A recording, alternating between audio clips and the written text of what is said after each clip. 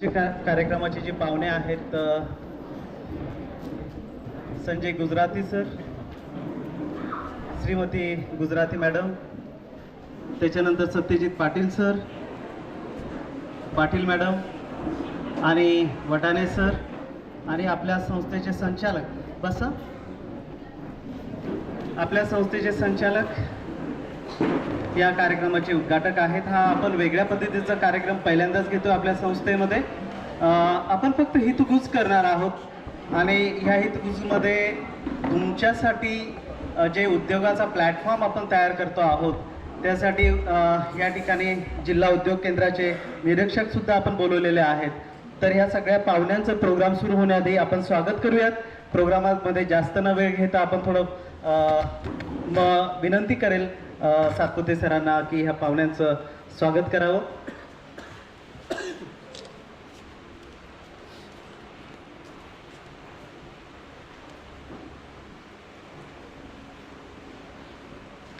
गुजराती सरांचं स्वागत सातपुते सर करतील.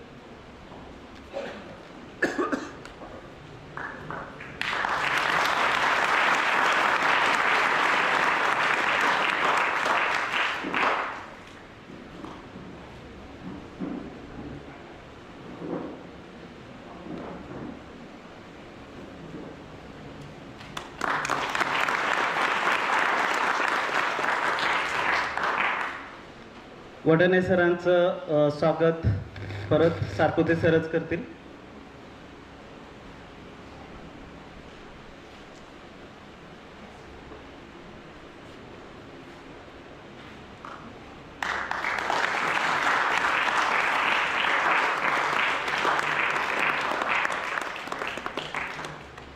पूजा गुजराती मॅडमचं स्वागत सवय मॅडम पेशवे मॅडम करतील. असं मी पेशवे मॅडमना विनंती करतो की त्यांनी स्वागत करावं. पाटील मॅडमचं स्वागत पाटील मॅडम करतील.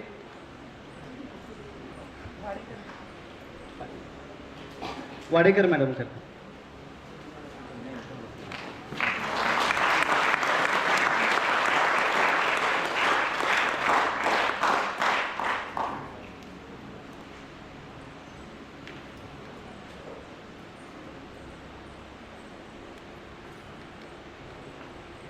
सत्यजित पाटील सरांचं स्वागत वांदरवाडकर सर करतील असं मी त्यांना विनंती करतो.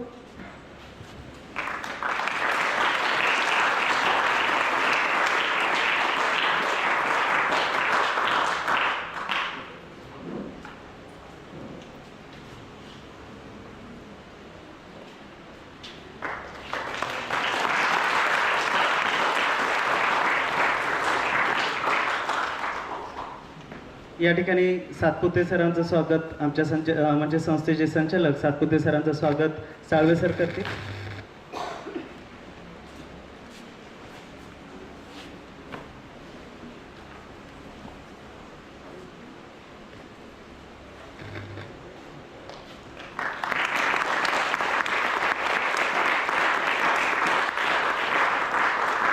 या ठिकाणी या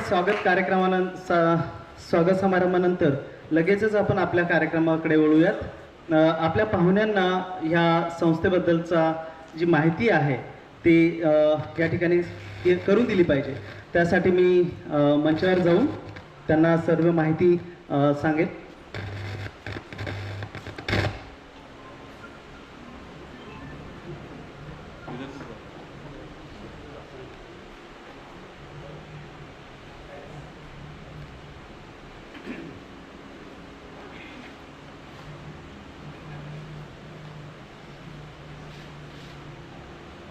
दोन्ही संस्था ह्या एकाच कॅम्पसमध्ये आहेत सर आणि दोन्ही संस्था ज्या आहेत त्या डेडिकेटेड टू रिसर्च आहेत.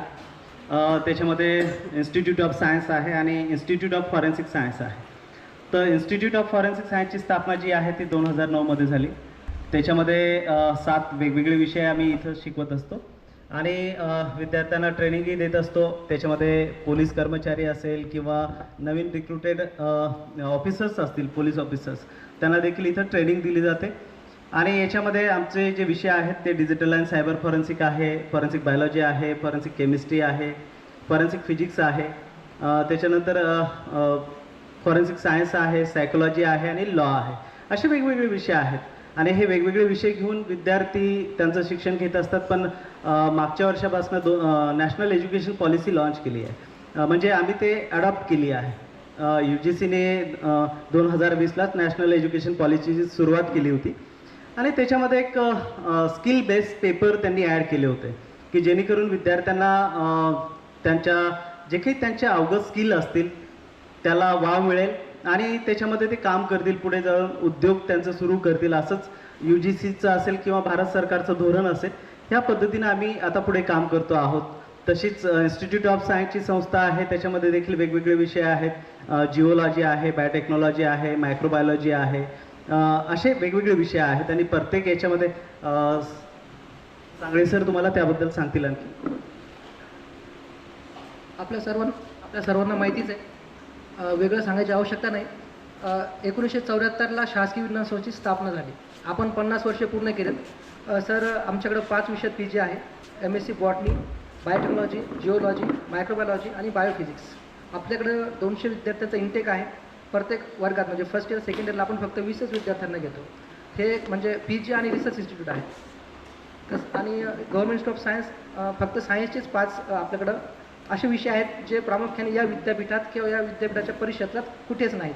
म्हणजे MSc जिओलॉजी, MSc बायोफिजिक्स हे आपल्या युनिव्हर्सिटीमध्ये नाही. मायक्रोबायोलॉजी आणि बायोटेक्नॉलॉजी हे उस्मानाबादला आहे. तर असे 5 विषयाचे विद्यार्थी आहेत. एवढं मी समारोप करतो. आपण मुख्य कार्यक्रमाकडे येऊया. हॅलो,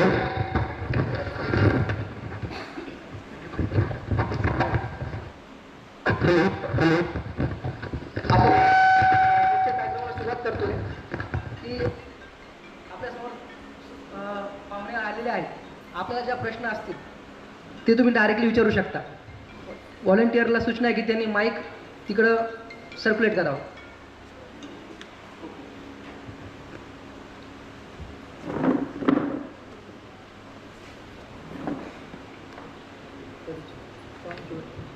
आता थोडीशी पाहुण्यांची देखील ओळख करून देतो मी ह्या ठिकाणी. आपल्यासमोर जे आहेत स्क्रीनवर तुम्ही पाहताच आहात, उद्योग क्षेत्रामध्ये ही मंडळी त्यांच्या उद्योग क्षेत्रामध्ये पारंगत आहे आणि त्यांनी आपलं स्वतःचा फर्म सुरू केला आहे. तर त्याच्यामध्ये सत्यजित पाटील सर जे आहेत, वी मीडिया हे चालवतात, त्याचे ते फाउंडर आहेत. आणि आपण म्हणत असतो की कोणत्याही यशस्वी पुरुषाच्या मागे एक स्त्रीचा हात असतो. पण ती म्हण आता खूप जुनी झाली आहे. आता स्त्रिया ज्या आहेत त्या सोबत काम करतात आणि बिझनेस डेव्हलपमेंटचं काम, त्या वी मीडियाचं बिझनेस डेव्हलपमेंटचं काम ह्या पाटील मॅडम पाहत असतात आणि ते त्यांना सोबतच असतात एनी टाईम. आणि ह्या ठिकाणी त्यांच्या जवळपास 80 लोकांचा एक पूर्ण स्टाफ आहे, एक IT कंपनी आहे आणि वेगवेगळे प्रोजेक्ट त्यांनी केलेले आहेत. तसंच गुजराती सर आहे, त्यांची वॉटर प्युरिफिकेशन्स ची एक कंपनी आहे. जसं आपण बिस्लरीचं पाणी म्हणतो तर त्या पद्धतीनं त्यांचं स्वतःचं एक फर्म आहे, ते चालवतात. आणि इंजिनिअरिंग झाल्यानंतर सरांनी तो निर्णय कसा घेतला असे काही प्रश्न समोर येणारच आहे. सरांचं इंजिनिअरिंग झाल्यानंतर ते बिझनेसकडे वळाले आणि योगायोग त्यांचा जो पार्टनर आहे म्हणजे गुजराती मॅडम ज्या आहेत ते त्यांना सहकार्यासाठी पुढे आल्यात. मॅडमचं बायोटेक्नॉलॉजी झालेलं आहे आणि ते कसं त्यांना सपोर्ट करतात ह्या सगळ्या गोष्टी आपण जाणून घेणार आहोत. त्याच्यानंतर ह्या ठिकाणी लघुउद्योगमधनं जे निरीक्षक आहेत लघुउद्योगाचे, वटाणे सर ह्या ठिकाणी आपल्यामध्ये आलेले आहेत. म्हणजे कोणताही लघुउद्योग असेल किंवा कोणतंही फर्म आपल्याला सुरू करायचं असेल तर त्या ठिकाणी कशाची आवश्यकता असते, कसं रजिस्ट्रेशन करायचं, त्याच्यासाठी शासन हे किती अनुदान आपल्याला देत असतं, या सगळ्या गोष्टीची आज आपण चर्चा करणार आहोत. आणि तुमच्या मनामध्ये असलेले प्रश्न किंवा येणारे प्रश्न तेच महत्त्वाचे आहेत की एक उद्योग सुरू करायला काय आवश्यक असतं, त्यासाठी उद्योग सुरू कसा करायचा, तिथून ते उद्योग कसा सक्सेसफुली रन करायचा, इथपर्यंत आपण हा प्रोग्राम चालवणार आहोत. प्रोग्राम खूप मोठा नसणार आहे. काही ठराविकच प्रश्न आम्ही विचारणार आहोत तुमच्या माध्यमातून. जे काही तुमच्याकडनं प्रश्न आलेली होती तीच प्रश्न माझ्याकडे आहे. तर मी पहिला प्रश्न जो आहे वटाणे सरांना विचारतो की सर, कोणताही उद्योग जर सुरू करायचा असेल तर त्याच्यासाठी आपण आपलं लघुउद्योग त्याला मदत कसं करतं, किंवा तुमच्याकडे येणारे जे विद्यार्थी आहे, म्हणजे आमच्याकडची विद्यार्थी तुमच्याकडे आलीत एक उद्योग सुरू करायला, तर तुम्ही त्यांना कसं मार्गदर्शन करतात? नमस्कार. मी वटाणे उद्योग निरीक्षक, जिल्हा उद्योग केंद्र, छत्रपती संभाजीनगर. जिल्हा उद्योग केंद्रामार्फत वेगवेगळ्या आपण योजना राबवत असतो.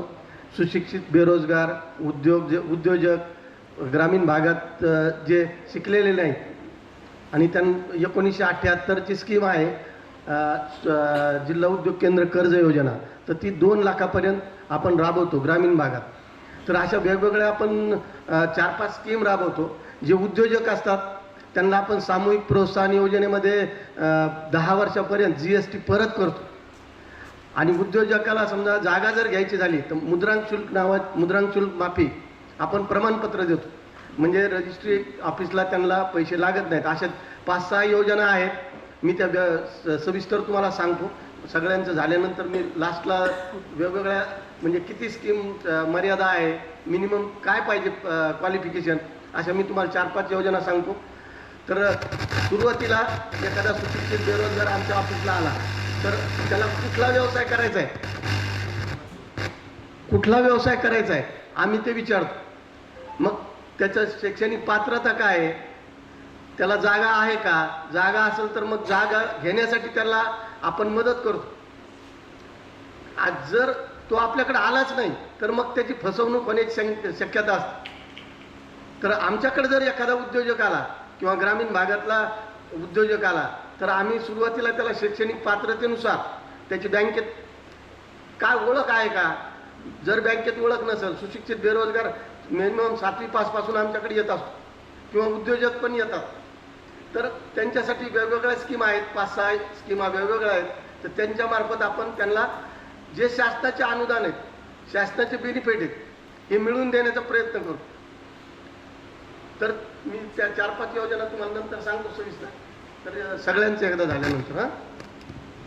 दुसरा प्रश्न माझा गुजराती सरांना आहे की तुमचं शिक्षण झाल्यानंतर तुम्ही उद्योग क्षेत्राकडे कसे वळलात, किंवा तुम्हाला नोकरी करूशी वाटली नाही का इंजिनिअरिंग झाल्यानंतर, किंवा तुमचं शिक्षण कुठं झालं, कसं झालं, या सगळ्या गोष्टींचं कुतूहल सगळ्यांनाच असेल सर.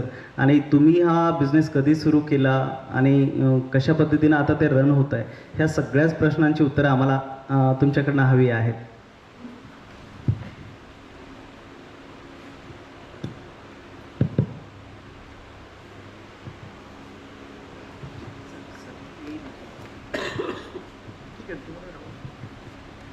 हॅलो, नमस्कार सगळ्यांना.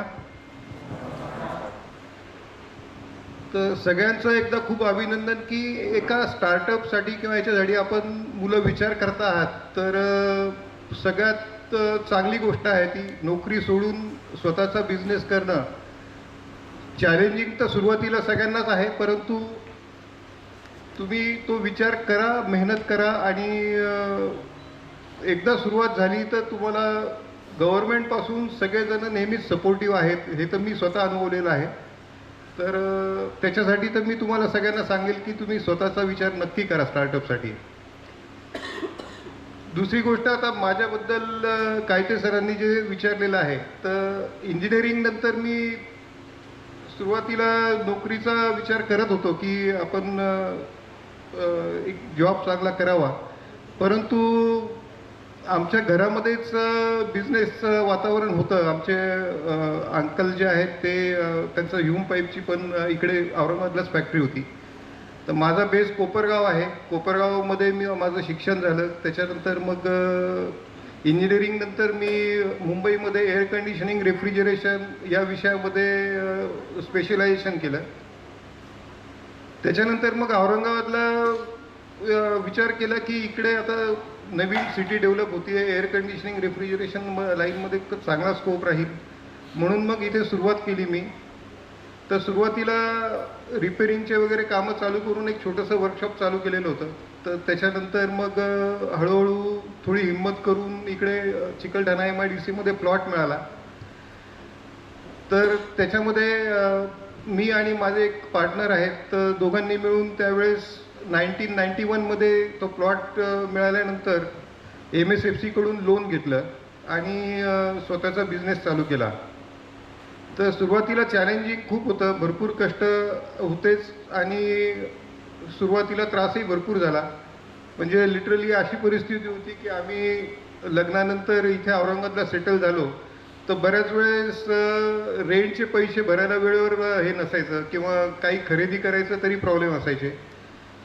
पण त्याही याच्यातून हिची पण साथ आम्हाला चांगली मिळाली आणि बिझनेस हळूहळू वाढू लागला. त्याच्यामध्ये सुरुवातीला जरी कष्ट झाले तरी हळूहळू आमचं IC इंडस्ट्रीज फर्मचं नाव होऊ लागलं. त्याच्यामध्ये काही इनोव्हेशन्स आम्ही केले, काही स्पेसिफिकली जे आम्ही डीप फ्रीजर, बॉटल कूलर वगैरे स्वतः बनवायचो तर त्याच्यामध्ये पण काही स्पेशल डेव्हलपमेंट केल्या की एकाच याच्यात कॉम्बिनेशन दोन्हीचं आम्ही वर्कआउट केलं आणि चांगल्या रीतीने मार्केटला क्लिक झालं. हळूहळू रिस्पॉन्स चांगला मिळू लागला आणि युनिट आमचं चांगल्या रीतीने चालू लागलं. सर, साधारणपणे हा बिझनेस तुमचा पूर्ण त्याला काय म्हणतो उभं राहण्यासाठी किती वर्ष लागली? सुरुवातीला साधारण 91-92 नंतर जे युनिट चालू केलं आम्ही तर 3 ते 4 वर्ष आम्हाला सुरुवातीला सेट व्हायला लागले. म्हणजे कोणताही बिझनेस चालू करायचं असलं तर त्याला थोडं तग धरावाच लागतो आणि पिरियड तर द्यायलाच लागतो तो. Yes yes. काय होतं की तरुणांमध्ये हीच एक मोठी समस्या असते की त्यांनी बिझनेस सुरू केला की त्यांना असं वाटतं की लगेच आपला बिझनेस रन झाला पाहिजे आणि त्यातनं अर्निंग आपल्याला मिळालं पाहिजे. तर हा खूप चांगलं तुम्ही उत्तर दिलं सर त्याच्यामध्ये की 3 ते 4 वर्ष साधारणपणे तुम्हाला त्या बिझनेससाठी दिलं पाहिजे. पुढचा प्रश्न मला पूजा गुजराती मॅडमचा असेल, पूजा गुजराती मॅडमला असेल की मॅडम तुम्ही सरांना नेमकी कोणती मदत त्या याच्यामध्ये करतात आणि तुमचा रोल काय असेल त्या कंपनीमध्ये? ॲक्च्युली माझं BSc बायोकेमिस्ट्री झालेलं आहे.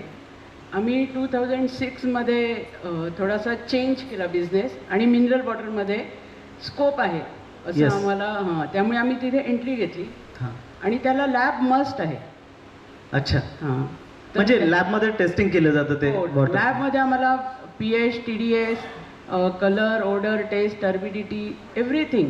ओके. रोज जी बॅच निघेल त्याच्याकडे आम्हाला अगदी इमानदारीने आम्हाला ती टेस्ट करावी लागते. मग आम्ही मार्केटमध्ये ते सप्लाय करू शकतो. म्हणजे तुमचा महत्त्वाचा रोल आहे टेस्टिंग करणं, वॉटर टेस्टिंग करणं. हो, मला लॅब पूर्णपणे हँडल करावी लागते ओके. आणि म्हणजे एकंदरीत तुम्ही क्वालिटी कंट्रोलचं काम तिथं करता? क्वालिटी कंट्रोलचं पूर्ण काम माझ्या अंडर असतं. अच्छा.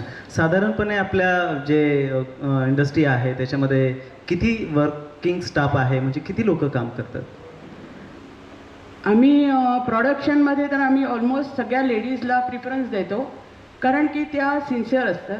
अच्छा. तर ऑलमोस्ट 8 ते 10 लेडीज आम्ही रोज सकाळी 10 ते 5:30 असतात आणि बाकी जेंट्स स्टाफ असतो कारण जार किंवा बॉक्स उचलणं हा थोडा हेवी लोड वर्क आहे. अच्छा. तर त्याच्यासाठी आम्हाला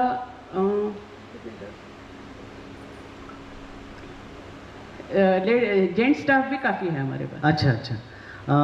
पुढचा प्रश्न माझा उत्कर्ष पाटील मॅडमला असेल की नेमकं आपण जी कंपनी सुरू आहे त्याच्यामध्ये पाटील साहेब तुम्हाला मदत करतातच किंवा तुम्ही पाटील साहेबांना मदत करतात, वाईस वर्सा. तर ह्या ठिकाणी जी कंपनी आहे त्याबद्दल आम्ही जाणून घेऊ इच्छितो की नेमकं काय काम तुमच्या कंपनीमध्ये चालतं आणि तुम्ही ॲज अ बिझनेस डेव्हलपमेंट म्हणून काम करतात तिथं. तर नेमकं काय काम चालतं त्याबद्दल आम्ही इच्छुक आहोत जाणून घेण्याचं.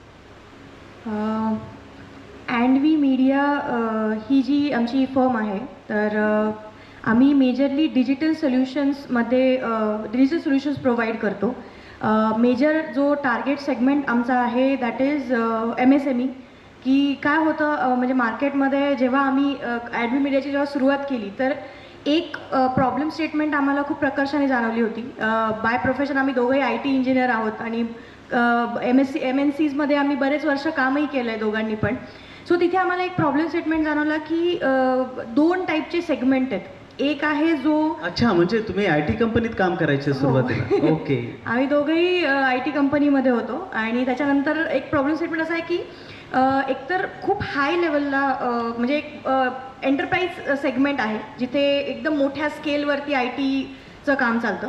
दुसरं आहे जो एकदम लोअर सेगमेंट आहे जिथे लाईक 2-3 लोकांची टीम आहे आणि तेच सर्व्हिस प्रोव्हाइड करतात.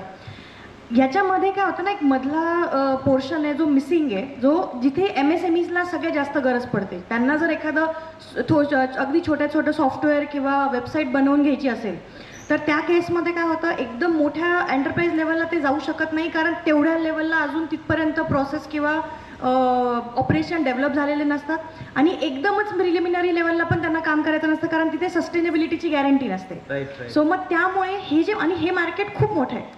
सो आमचा एक्झॅक्ट जो रोल आहे हा तोच आहे की आम्ही या मार्केटला सर्व करतो. त्याच्यामध्ये डिजिटल सोल्युशन्समध्ये आमच्याकडे 3 मेजर व्हर्टिकल्स आहेत. एक व्हर्टिकल आहे ज्याच्यामध्ये आम्ही सॉफ्टवेअर्स डेव्हलप करतो. त्या सॉफ्टवेअर्समध्ये मग कंपनीची नेमकी बिझनेस रिक्वायरमेंट काय आहे ती समजून घेऊन त्याला आपल्याला ऑटोमेटेड सोल्युशन काय प्रोव्हाइड करता येईल असं टेलर मेड ॲप्लिकेशन्स आम्ही बनवतो. सेकंड सेगमेंट आमचा जो आहे दॅट इज वेब डेव्हलपमेंट. तर वेबसाईट्स म्हणजे आपल्याला वाटतं की वेबसाईट म्हणजे फक्त एक www.something.com किंवा असं काही लिहिलं आणि काहीतरी पेज आलं की that is website. But website हा कॉन्सेप्ट खूप खूप खूप डीप आणि सायंटिफिक आहे. जितकी तुमची वेबसाईट चांगली आणि एंगेजिंग असेल तितके जास्त कन्व्हर्जन्स त्या बिझनेसमध्ये होतात. सो ते एक सायंटिफिकली वेबसाईट डेव्हलप करण्याचं काम आपल्याकडे होतं. आणि थर्ड एक महत्त्वाचा सेगमेंट आमच्याकडे आहे जो म्हणजे सोशल मीडिया मार्केटिंग, जो आम्ही कोविडनंतर चालू केला, अगेन मार्केटची नीड बघून. सो हे 3 सेगमेंट आमचे जे आहे ते मेजरली याच्यामध्ये चालतात. ओके, खूप छान मॅडम. आता दुसरा प्रश्न तुमच्यासाठी परत. आता नवीन एक टेक्नॉलॉजी आली, आर्टिफिशियल इंटेलिजन्स, आणि मार्केट पूर्ण हादरून गेलं आहे त्याच्याने. तर IT इंडस्ट्रीवरती त्याचा खूप मोठा परिणाम झाला आहे, आणि त्याचा तुम्हाला असा काही परिणाम जाणवतो आहे की खरंच त्याचा परिणाम होतो आहे का, ते फक्त रुमर्स पसरवला जात आहे, की लोकांना असं वाटतं की जॉब जात आहे, असं काही घडतं आहे? फ्रँकली स्पीकिंग, एक आंतरप्रेनर म्हणून किंवा एक उद्योजिका म्हणून जर ह्या गोष्टीकडे बघायचं झालं तर आर्टिफिशियल इंटेलिजन्सचा जर योग्य पद्धतीने वापर करण्यात आला तर त्याच्याने काम खूप फास्ट आणि सोपं होतं. सो आहे त्याच टीमला किंवा आहे त्याच मॅनपॉवरला, स्किलला जर आपण प्रॉपर AI वरती ट्रेन केलं, मग ते स्टुडंट असो किंवा वर्किंग प्रोफेशनल्स असो, तर त्यांचं प्रोडक्टिव्हिटी वाढते. सो त्याच्याने जॉब जाण्यासारखी कुठली गोष्ट नाही आहे. पण जॉब कोणाचे जातात, अगेन मी सांगेल की जे त्या गोष्टीला लवकर ॲडॅप्ट नाही करणार. माहिती आपल्याकडे टूल्स आहेत, एव्हरी टूल, AI हे एक प्रकारे टूलच आहे, एक टूलच आहे. तर कुठलंही टूल हे आपलं काम सोपं करण्यासाठी आहे. बरोबर. त्याला जर आपण त्या पद्धतीने यूज करायचा विचार केला तर मग ते काम खूप फास्ट होईल. ज्या कामाला पूर्वी 2-2, 3-3 दिवस लागायचे, आज ते काम AI मुळे 2-3 तासामध्ये होतं. सो याकडे जर तसं टूल म्हणून बघितलं तर इट इज व्हेरी गुड. पण याकडे जर आपल्याला की अरे हे पाठ करायची गरज नाही, ChatGPTला. दुसरी गोष्ट, गेल्या वर्षीपर्यंत बऱ्याच उद्योग घटकायचं असं म्हणणं होतं की बाबा आमचा पहिला बिझनेस ॲक्टिव्हिटी चालू आहे, मग त्याला सबसिडी मिळेल का? तर मग कलेक्टर साहेबांना असं परिपत्र काढलं की जे उद्योग घटक चालू आहेत पण त्या शासनाची कोणती सबसिडीचा फायदा घेतलेला नाही मुख्यमंत्री रोजगार निर्मिती अंतर्गत, तर तो सबसिडीला पात्र आहे. आम्ही प्रत्येक बँकेला पत्र दिलेलं आहे की बाबा जर एखादा उद्योग, ब्युटी पार्लर असेल, रेडीमेड गार्मेंट असेल, मसाला उद्योग असेल, मॅक्झिमम तुमचं 1 कोटीपर्यंत जे MIDC युनिट चालू आहेत आणि त्यांना एखादी मशीन घ्यायची, तर आपण त्याला सूट देतो की बाबा यांनी शासनाचं सर्टिफिकेट, शासनाची सबसिडी घेतलेली नाही तर याला देण्यासाठी काही हरकत नाही. मग बँकवाले म्हणतात मग गेल्या वर्षी तुम्ही असं सांगत नव्हते सर की बाबा जर पूर्वी उद्योग चालू होता तर मग त्यांना सबसिडी कशी देता येईल. तर आता आम्ही कलेक्टर साहेबाच्या सहीनंच बँकेला पत्र दिले की जरी पहिला उद्योग असन पण त्यांनी सबसिडीचा फायदा घेतलेला नाही ना, तर त्याला 1 कोटीपर्यंत आपण मुख्यमंत्री रोजगार निर्मिती अंतर्गत लोन देतो. दुसरी गोष्ट आहे, 25 लाखापर्यंत आता आपण पुढच्या महिन्यात फॉर्म सुरू करणार आहे, जे की आपण इथं औरंगाबादमध्ये 2-2, 4-4 वर्ष फॉर्म घेत नव्हतो. कारण फ्लो असा आहे, इथं बीज भांडवल योजना नावाचे फॉर्म जर आपण मॅन्युअल सुरू घेतले, मॅन्युअल स्कीम आहे ती, तर आम्हाला पोलीस बंदोबस्त मागवावा लागतो. त्याच्यामुळं आम्ही वर्षातून 1-2दा फॉर्म घेतो, ते बँकेला पाठवतो आणि इथं टार्गेट एकदा बँकेला फॉर्म गेले की 1 ते 2 महिन्यात पूर्ण होते. तर त्याच्यामुळं ह्या वर्षी आम्ही 25 लाख जनरलला मागणी केली होती आणि SCPला 35 केली होती. पण इथले पालक सचिव जे आहेत आपले हर्षदीप कांबळे साहेब पालक सचिव, तर त्यांनी काय केलं की आता आम्हाला डायरेक्ट 50 लाख जिल्हा उद्योग केंद्राला दिले बीज भांडवलमध्ये की तुम्ही 25 नाही 50 घ्यायचं आणि इथं EDTP ट्रेनिंग आपण MCD मार्फत ट्रेनिंग देतो, त्यांना सुद्धा 50 लाख दिलेत. इथं मोठमोठ्या कंपन्या यायल्यात आणि कुशल मनुष्यबळ मिळालं पाहिजे, त्याच्यामुळं 50 लाख तरतूद EDTPला आणि 50 लाख बीज भांडवलमध्ये आम्हाला दिलेली आहे यावर्षी. तर आपण पुढच्या महिन्यात बीज भांडवलचे फॉर्म सुरू करणार आहेत आणि त्याच्यात कुठलाही व्यवसाय आपण करू शकतो. ते आपण काय करतो, बीज भांडवलमध्ये 20% जिल्हा उद्योग केंद्राचे देतो, ओपन असेल तर 15% देतो, 5% कॅन्डिडेट आणि 75% बँक. हे कर्ज आहे, म्हणजे 3% व्याजाचं कर्ज आहे. आणि मुख्यमंत्री रोजगार निर्मिती कार्यक्रम, पंतप्रधान रोजगार निर्मिती कार्यक्रम ही सबसिडीच आहे. ही स्कीम व्याजाची आहे, या सबसिडीच आहे. मी तुम्हाला सांगतो काय काय कागदपत्र लागतात पुढचं. विद्यार्थ्यांना सांगू इच्छितो की भारताचे पंतप्रधान नरेंद्र मोदीजी यांना पुढे येणाऱ्या 2030पर्यंत भारतामध्ये उद्योजक तयार करायचे आहेत आणि त्याची सुरुवात झालेलीच आहे स्किल इंडिया. आणि त्या अनुषंगानेच आपण हा पहिला प्रयोग करतो आहोत. ही पहिलीच कार्यशाळा आहे. अशा वर्षभरातनं 6 कार्यशाळा आपल्या होणार आहेत आणि वेगवेगळे उद्योजक आपण इथं बोलवणार आहोत. तुमचे काही प्रश्न असतील तर तुम्ही विचारू शकता. तुमच्या मनामध्ये प्रश्न आले असतील. माइक दीजिए. वहाँ से स्टार्ट किया.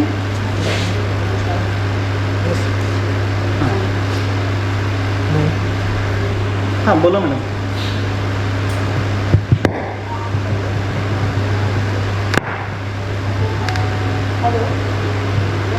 हाँ चालू करतो.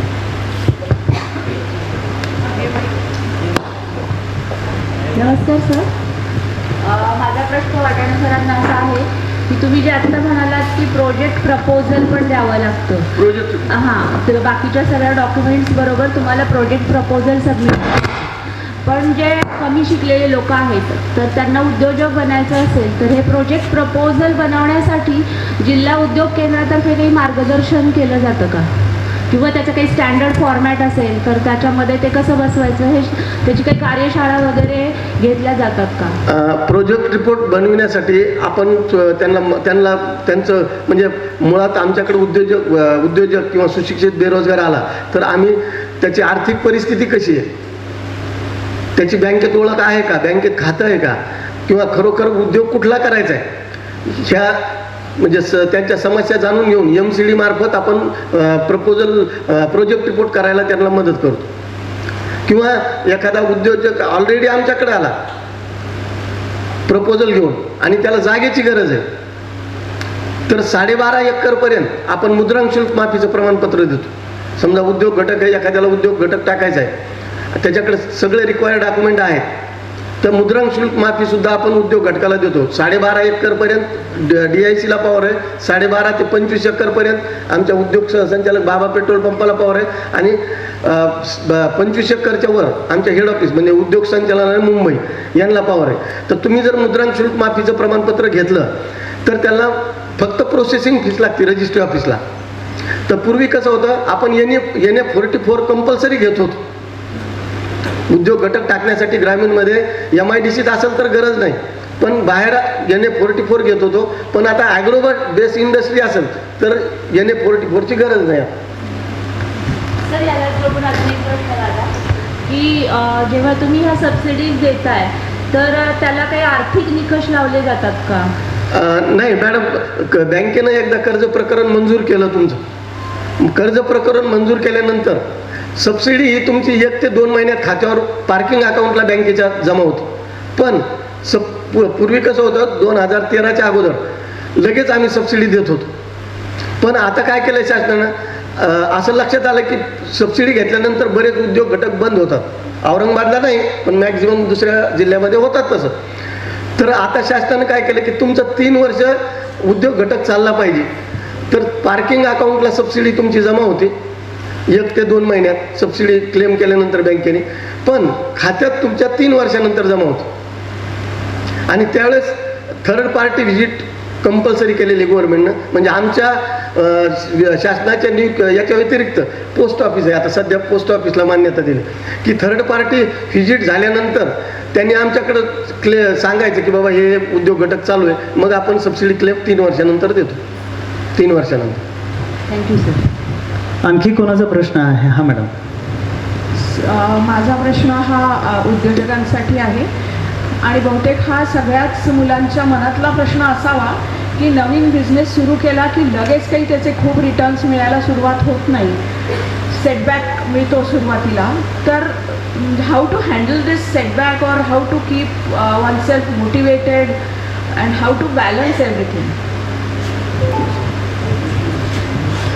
मॅडमचा प्रश्न होता की जे काही त्याच्यामध्ये नफा आणि तोटा होतो ते कसं तुम्ही हँडल करतात, कारण सगळ्याच वेळेस रिटर्न मिळेल तुम्हाला असं नाही आहे, तर त्याला कसं टॅकल करतात. मॅडम तुम्ही जरी दिलं तर काय अडचण नाही.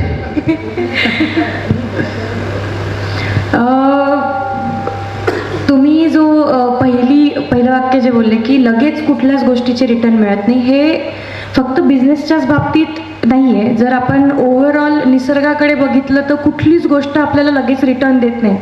अगदी तुम्ही बी पेरलं तर त्याचं फळ येईपर्यंत पण आपल्याला त्याला कंटिन्यू त्याची काळजी घ्यावी लागते. लहान मुलाला जन्म दिला की तो मोठा होऊन त्याच्या पायावर उभा राहून काहीतरी बनेपर्यंत पण त्याची आपल्याला जबाबदारी घ्यावी लागते. आपण नोकरीला जरी लागलो, जरी पहिल्या महिन्यापासून आपल्याला पगार चालू झालेला असला तरीसुद्धा आपल्याला जर ग्रो करायचं असेल, टिकून राहायचं असेल तर सतत स्वतःला अपडेट ठेवावं लागतं. तसंच बिझनेसच्या बाबतीत सुद्धा आहे.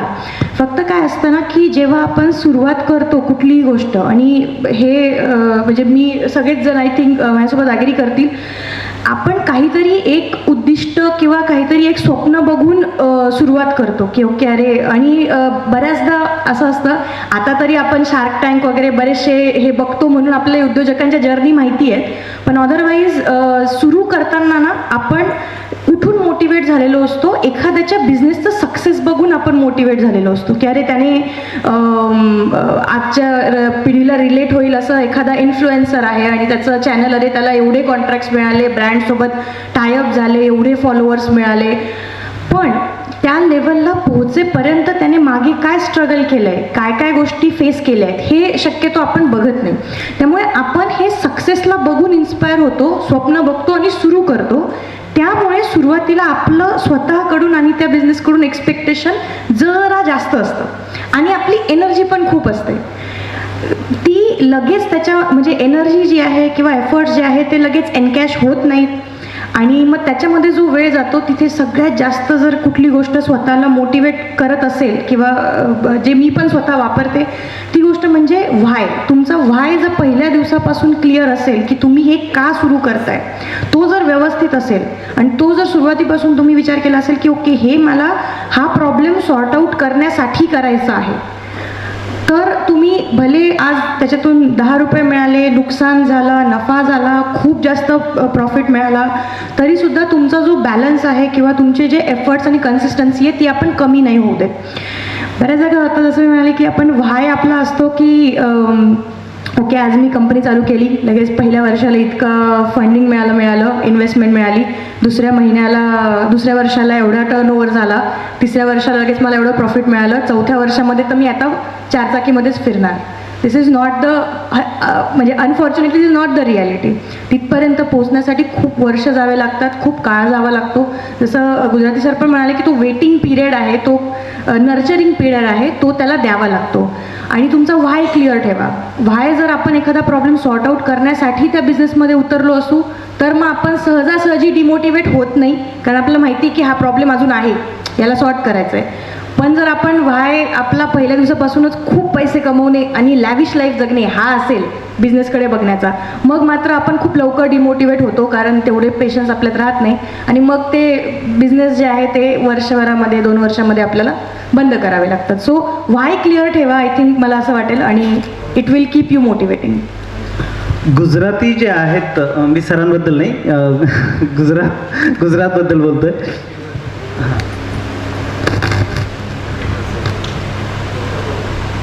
महत्त्वाचे म्हणजे हा प्रोग्राम जो आम्ही आयोजित केलेला आहे तो विद्यार्थ्यांनी प्रश्न विचारावा हे अपेक्षित आहे. एक 2-3 दिवसापूर्वी घोष सरांचं आम्ही लेक्चर अरेंज केलं होतं. घोष सरांच्या लेक्चरमध्ये विद्यार्थिनींनी खूप इंटरेस्ट दाखवलेला आहे आणि त्यांना स्मॉल स्केल किंवा स्टार्टअप सुरू करायची अशी त्यांनी इच्छा व्यक्त केलेली आहे. बरेचसे मुलं त्यावेळेस जॉईन झालेले होते. तेव्हा मला विनंती आहे की तुम्ही तुमचे प्रश्न जे काही असतील ते विचारावे, कारण हा जो एक खूप दिवसापासून मनामध्ये विचार होता की उद्योजक इथे जे त्यांना बोलवायचं आणि आपला स्टार्टअप कसा सुरू करता येईल यावर चर्चा घडून आणायची. तेव्हा विद्यार्थ्यांना मी विनंती करतो की त्यांनी त्यांचे प्रश्न मांडावे. त्यांनी चर्चांती त्यांना ते आमची इथे जे गेस्ट आलेले आहे ते तुमचे काय मनामध्ये प्रश्न असतील, स्टार्टअप कसा सुरू करायचा, काय असतील बेसिक प्रश्न जरी असतील तरी तुम्ही ते विचारू शकता. Good afternoon, sir. My question is for the entrepreneurs. Direct बोलताय. Most of the persons आता कसं असतं की तुम्ही जे आहेत पाटीलचं नाम आहे गव्हर्नमेंट प्रोफेसर आहेत ते बॅकग्राऊंड IT सेक्शन्स आहेत, दुसऱ्याचं नाम बायोकेमिस्ट्रीचे आहेत. सो मग लॅबवर असेल मॅमला माहिती आहे, IT सेक्शन्सचे काही इश्यूज असतील ते सरांना माहिती, मॅमला माहिती.